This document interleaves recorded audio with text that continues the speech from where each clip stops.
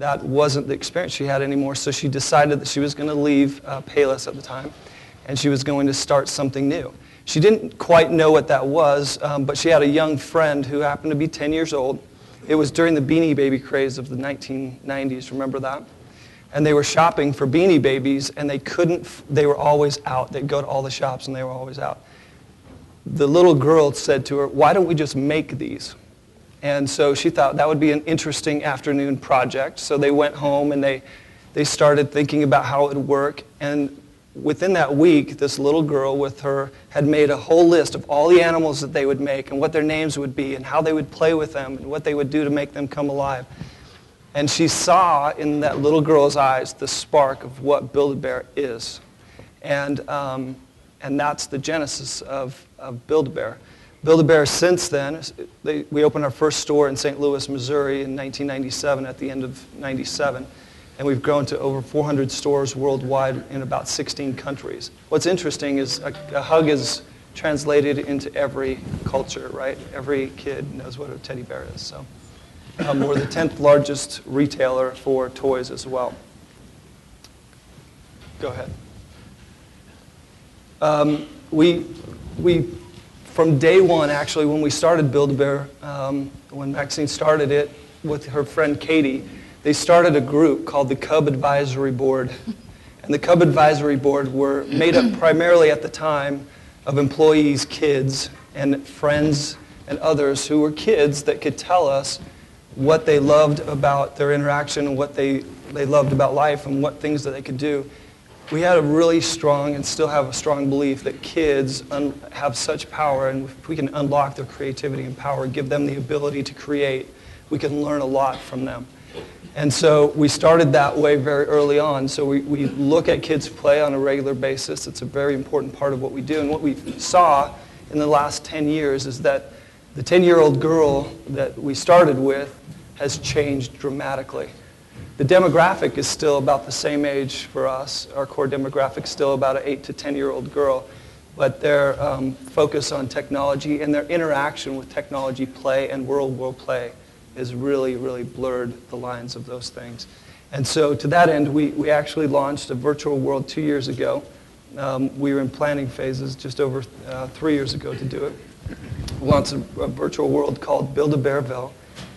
Since then, we've got about 13 million avatars that have been created over that time. We get 1 to 2 million uniques per month, about 4 or 5 million visits. An average visit for Build-A-Bearville is about 30 minutes. Kids go online and they learn about a number of different things. I'll give you some examples of some of the really cool play that we've witnessed on Build-A-Bearville. But what our goal was when we launched it is if we truly are customer-centric as an industry or as a company, if we truly care about what our customer thinks and where they're going, then technology is obviously an important part of what we need to do.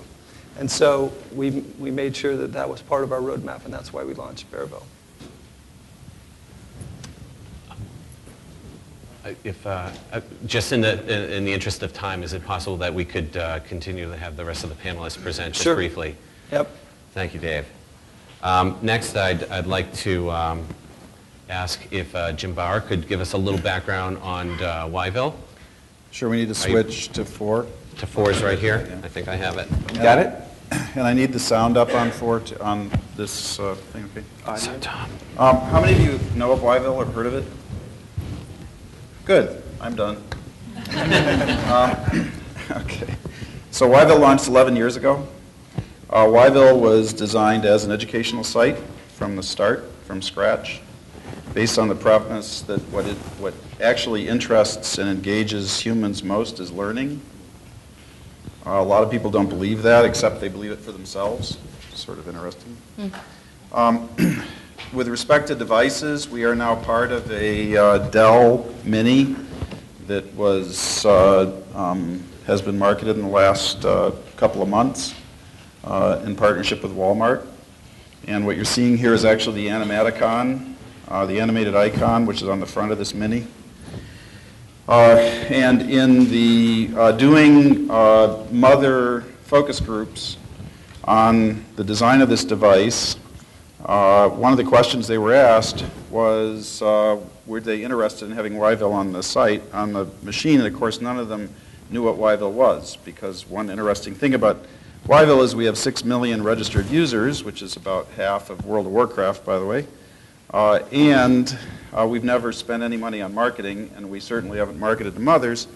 So Walmart asked Dell to produce a video to explain to mothers what Yville was. Can you turn up the sound on this? Higher? The audio? It's plugged in. Microphone into the computer too.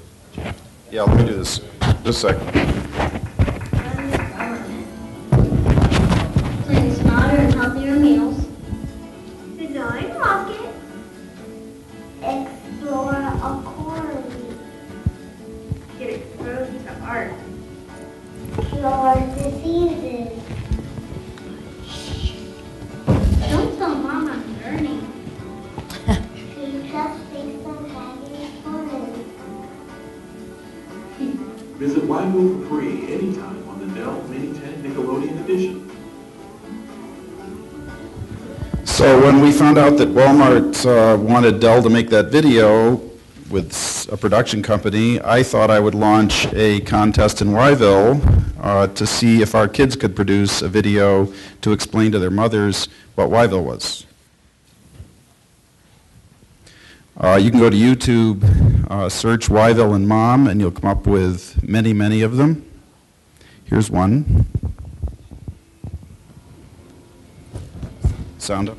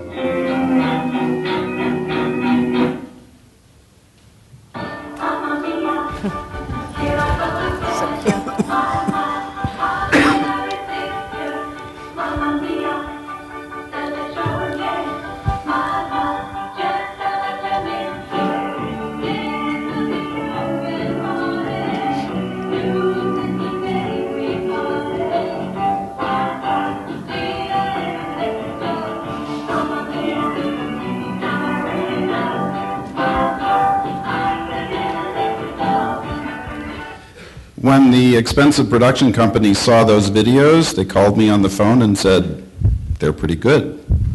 And I said, just out of curiosity, why do you think you would know better than a 12-year-old how to explain Yville to their mothers? Anyway, that's Yville. Great. Thank you so much, Jim. Jim, was that in Scratch, that last video? Was that done in Scratch? I have no idea. It looked like it. I think it was. It may have been done in Scratch. I have no idea. I, Yeah. I've,